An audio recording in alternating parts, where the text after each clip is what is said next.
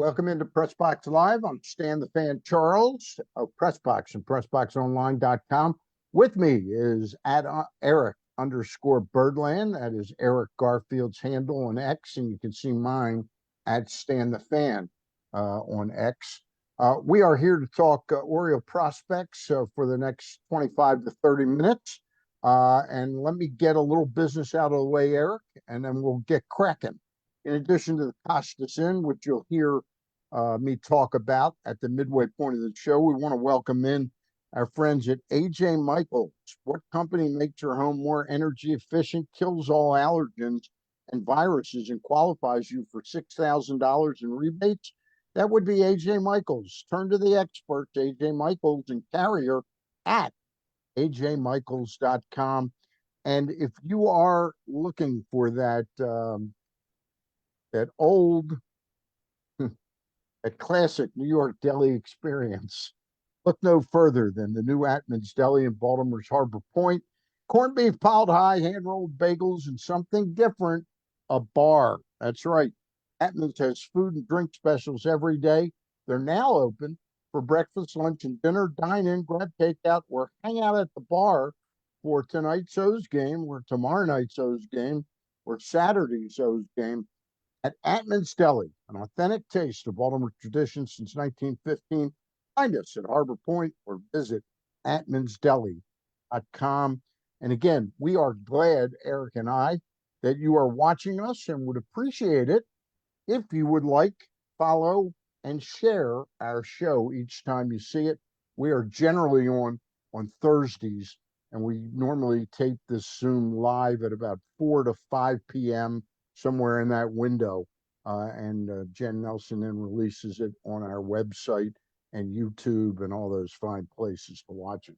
Eric, not that there's not prospect talk now 12 months a year, but we feel like we've exhausted a lot of different topics over the last several weeks leading up to the trade deadline, after the trade deadline. I thought we'd do something a little bit different, and you supplied the names. I'm not going to make it sound like I did the homework here. You gave me the names of some international signings that the ball club has made, and you'll have to plug me in as to when they made these signings. But I'm going to start with a couple of them, and you've given me about 8 or 9. You emailed me about 8 or 9 names.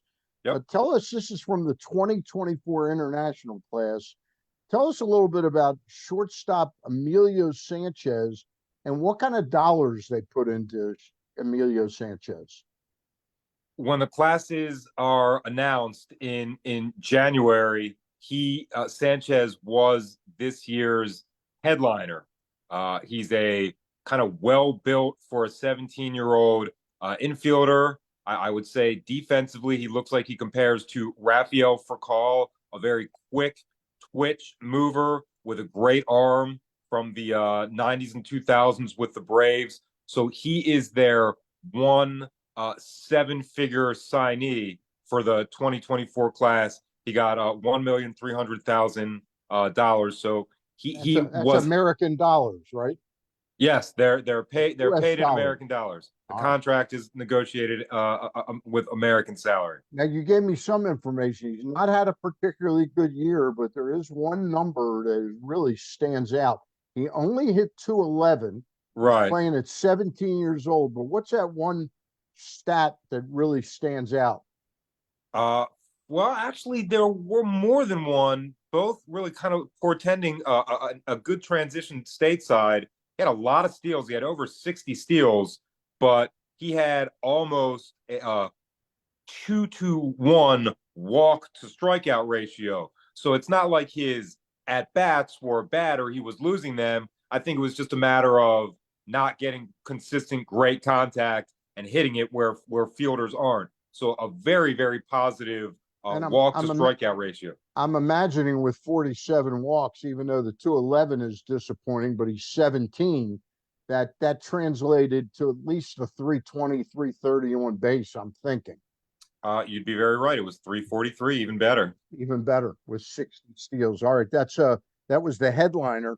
There's an outfielder named Steven Martinez, Stiven, Stiven. I think that's Right. how it's pronounced. Tell us a little bit about him. Well, he was their power guy for this year. He's tall. He's 6'4". He's right around 200 pounds, and he did all of this at 16 years old. He turned 17 just a day ago. He batted 283 with an 870 OPS and 3 home runs, so all over the wall. So this is their cleanup 4 or 5 type, and the scouting reports. Every single thing I read, there was a little.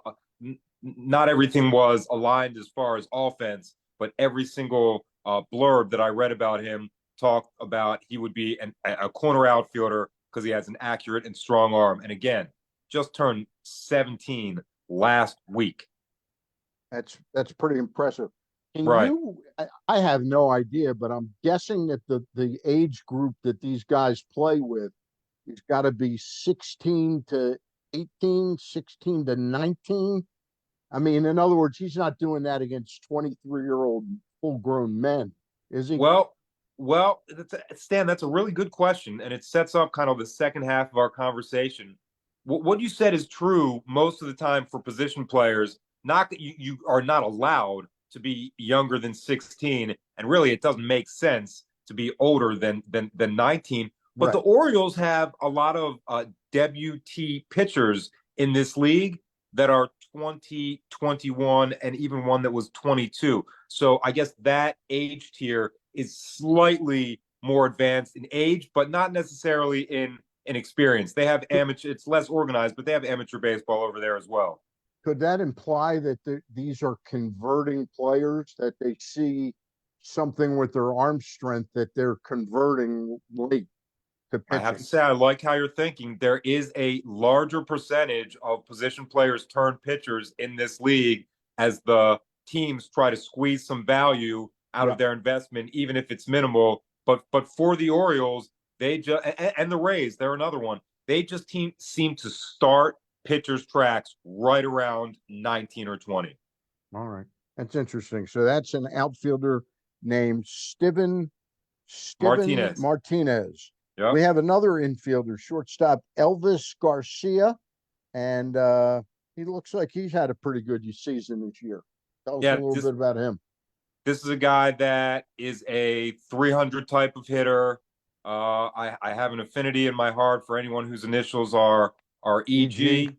I He thought you were had going to say you had affinity for anybody named Elvis, but then it hit me. He's EG. Go ahead.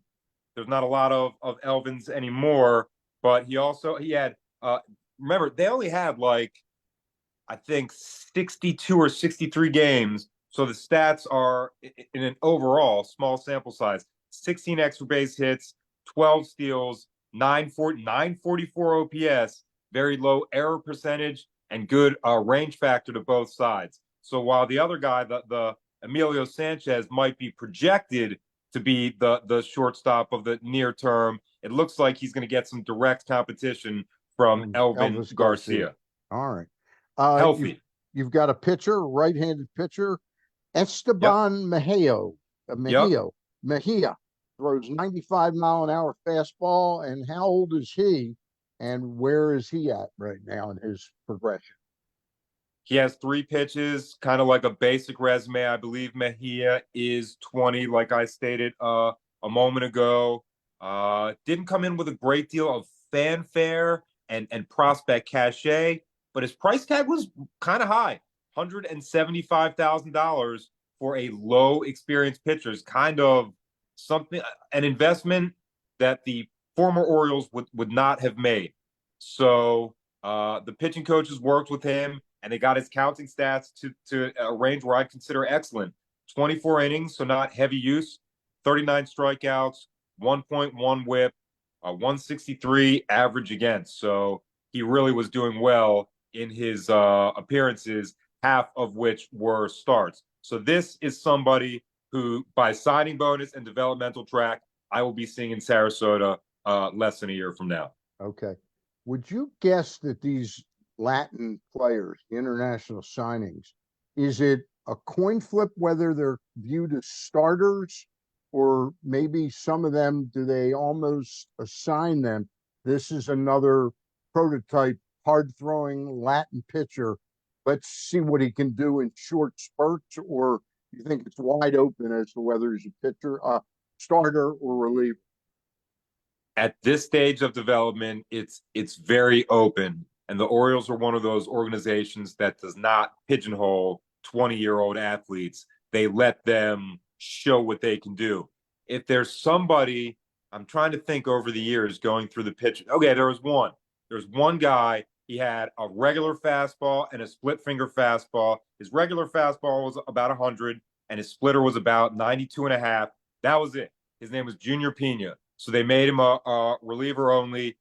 It didn't work. They tried him a little bit as a starter, and he's now out of baseball. But that's one out of maybe around 100. So most of the time they let the results dictate the course of development.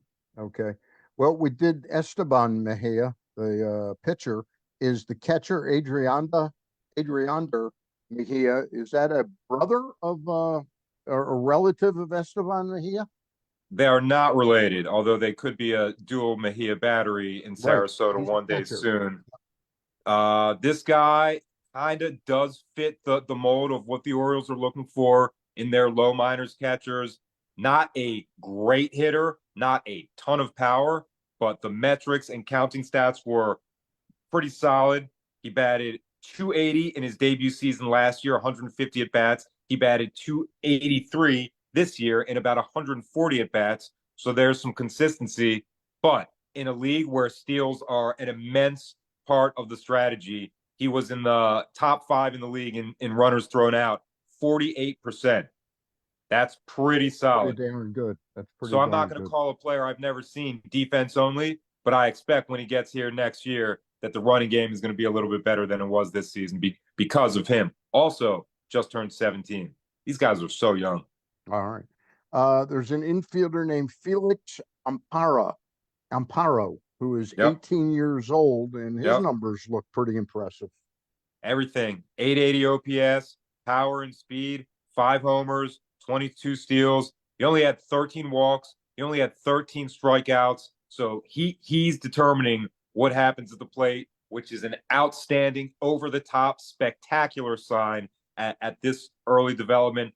That, to me, that means when he comes here next year at 19, he'll be a 2-hitter or a 3-hitter, and we should expect some loud results and some great video. Yeah, 392 on base percentage is not bad. Good, not bad for an 18-year-old. We go to a right-handed pitcher named Adrian Heredia. Is a hair older for the league. He's 19. Tell us a little bit about him. It looks like he got a fair amount of work in. From what I've been told, he is the most projectable pitcher on either of the team, the orange team or the black team. 40 innings, which is, in a small sample size, I would say it's significantly more than the low 20s. 1.17 whip, 8 earned runs total, 50 strikeouts, and a 205 average against. And his appearances were starts. So Adrian Heredia started developing at 19, will be here competing in Sarasota at age 20. Does he have a chance to pitch at Delmarva next year, or is he even possibly jump ahead of Delmarva to Aberdeen? Stan, okay. In this the way the Orioles are, he absolutely has an opportunity to skip Sarasota totally.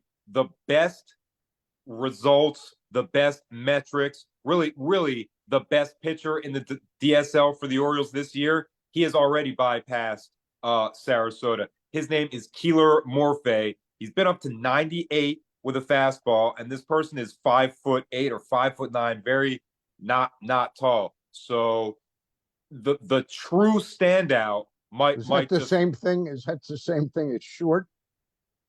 Well, I'm trying very not tall. I'm trying to use a euphemism. There might be some of us who are watching that are not blessed with a great deal of play. I don't want to call him short. Is he a starter or reliever? Morphe. So right now starter, but I think long term he's going to be a guy that they want to get up to 100, 101, and you can only do that 3 or 6 outs at a time. But really, Great question, because if your lower minors / international system is good, then the rookie level is not really vital or necessary. Now, with Heredia, you said he could skip Sarasota. My question was, do you project him next year in April playing at uh, Delmarva, the Shorebirds, or Aberdeen? Okay, this is really my favorite part. There will be a camp, there will be an exhibition season, and how he throws then will We'll really determine determine that. the short term decision. But if he stands out again, he will not be. They won't wait for the rookie league to start. They'll want him to get started for 2025, and he'll go to an affiliate. It's Okay. it's all up to him. And the fact of the matter, the thing that's really good to look at is we used to have none of these players, none of these decisions. Zero. Right. Zero. Absolutely none. And now we're at a level where there's only 3 or 4 organizations in the entire sport that are doing this better than the Orioles. That's pretty good and speaks very well for Coby Sanchez. Big shift. Yeah, yeah. Big difference. Big difference. We've got one more of these players. He's also a pitcher. He's a little taller than the That's 5'8" right. pitcher named Murphy. This is right-handed pitcher Luis Beltran, 6'4", 225. He's sort of an Albert Suarez type of guy. He's only 20 years old. What's his story? He does not have a deep pitch mix. It's really one fastball and one curveball that's not a slider. But from what I'm told, he sequences well. He has a lot of guile, and he was like the veteran leader / bouncer of this dugout at listed at 225, maybe closer to 245. So at the Okay. end of the year, when it was all totaled up, he was 3-0 with a 114 average against. And there's a lot of teams in this league. There's a lot of good hitters. So the average against is an excellent way to measure success. He sounds like a conversion player that he might have converted from another position. I'll find out. Okay. And he's got a chance to maybe help Delmarva next year. I would think, because his age and his stats, that yeah, I would say this the same thing. If he does well against the Pirates low minors guys when they're playing in the camps and the exhibition games, then Right. yeah, that's very reasonable to expect. All right. You gave me a list of a couple players from last year. The best DSL player of last year was Right. top signee outfielder Jordan Sanchez. Where was he this year, and did he have much of a season? He had an out. He is one of the better prospects overall in the Orioles system. Just people don't know yet. Nobody's stateside has seen him a lot, but he was their big signing in the class a year ago in 2023, or one of the bigger signings. A very strong Cuban lefty style power, all power.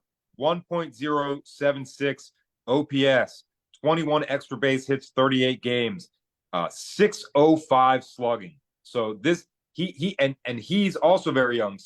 He is 18 right now. He had a great season last year at 17 upon his initial signing. There's a lot of people that thought he should have been in the FCL outfield this year, but there's no scenario where he will not be next year, and he will be probably the most exciting, loudest power, like the Basayo type of next year's FCL roster. I'm looking forward to that very much. Just Where do wanted you to think he plays mention him. next year, Jordan Sanchez?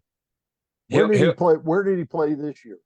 In DS the there's two Dominican there's League? two DSL teams, and he played on one of them. So next year, as good as he is and advanced as he is, just because of his age and total inexperience, low at bat total, he'll play rookie baseball.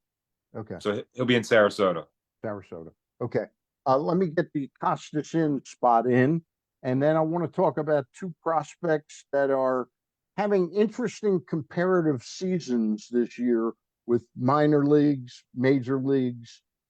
In the case of Jackson Holliday, back to the minors, and he's been a different player since he came up 2.5 weeks ago. Coby Mayo, sort of more in that first chapter of Jackson Holliday. We'll talk more about that when we return to talking baseball with Eric Garfield at Eric_Birdland. I'm Stan the Fan at Stan the Fan on X. The Costas Inn. I tell you about them each and every week, and I'm happy to do it. They've been with me for a long, long time, and they've been at the same location for over 50 years now. They started, I think, in 1973, Wow. and I think they're there for just about 52 years, may even Wow. be 53 years. But Costaston has been there. They've been a landmark location for food in that area, the Middle River, Dundalk, Sparrows Point, Essex area. And I bring that up because, again, with the tragedy that's affected and impacted so many people, the Key Bridge, Costaston is not hurting for business, but they are losing people that used to make what was a 20 or 25-minute ride from places like Arbutus, Catonsville, Columbia. Those people aren't going to drive an hour and 15, hour and 20 minutes without the Key Bridge. So while we wait patiently, and there's talk that that bridge, new bridge could be up in 3 to 4 years, that would be really miraculous. But Wow. it's they want me to spread the word to the local people there in Middle River, Essex, Dundalk, Sparrows Point, that they are there for you and available, especially Monday through Friday. Some great specials every night of the week, and they have a low side of the menu if cost is a factor for you. Their pit beef, pit turkey sandwiches are fantastic. Then, if you do like seafood, they've got it at all times. And of course, steamed crabs all year long at the Costa Sin. The phone number 410-477-1975 is the number. And if you are planning a crab feast, make sure you find out the price point, the availability, and the time that you can get there and book it in advance, because it's really tough to just walk in and order 2, 3 dozen crabs the way you like them, the size you want, what you're willing to spend. Costas Inn, okay? And they get 2 thumbs up from me and 2 thumbs up from Eric Garfield. Eric, um, they're not prospects anymore. They're real major league ball players. Finally. At least one of them is fully ensconced now in his major league career. It looks like Jackson Holliday has pretty much hit the ground running on his second trip up. Not shocking at all to you or I, No. but it didn't go as smoothly as we would have liked. But it was hard. You had to jog your head a little bit to remind yourself that he was only 20 years old. Right. And it worked. The first few games or few series, he was there to watch and learn and play a little bit, go back to the minors, fine-tune your swing, fine-tune your approach, and get right back up where we need you. I was at the Trop last week where he hit that pull side home run. It's not a 55,000 full seat auditorium, but everybody there was in awe of how loud that sounded and how fast it got out. And this is only the beginning. So with him, it worked. All right. Now, Coby Mayo, who you and I have really loved for quite a while, both of us, we both kind of discovered him around the same time. You've seen him play more than I have, but every time I saw him play in the minor leagues, he hit a home run. In one case, he hit 2 of them, but I had left, so didn't see the second one. And they always looked like the romantic image of a country hardball guy that just hits them long and high, like Yep. a Dale Murphy or something like that, a Troy Gloss.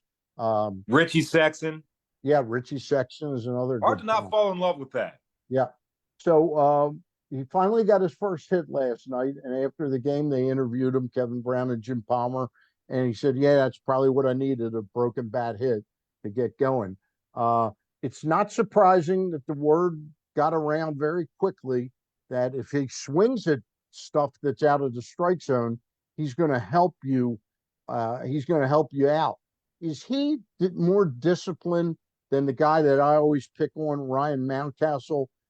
In the early going, his first 15 at bats and strikeouts, but his history is vastly different than Mountcastle with pitch identification. Absolutely. Yeah. So tell us a little bit about that. Coby, one of the tenets of his minor league requirements is bring your walk rate up over the seasons, and he has done that. I like Mountcastle and have respect for his profile and him. He has not done that in the minors or in the majors. He's a swinger. Coby is a power hitter with a more than requisite walk rate. So in his first month or his first 3 series, really, I don't know what it was, 16 at bats in that Yeah, he's range. been I'm 5 or 6 games. Yeah. I'm not going to make a determinant on any rate because when you're figuring those things out, you need a denominator. He doesn't have enough at bats. He doesn't have enough games. He doesn't have enough chances to really measure.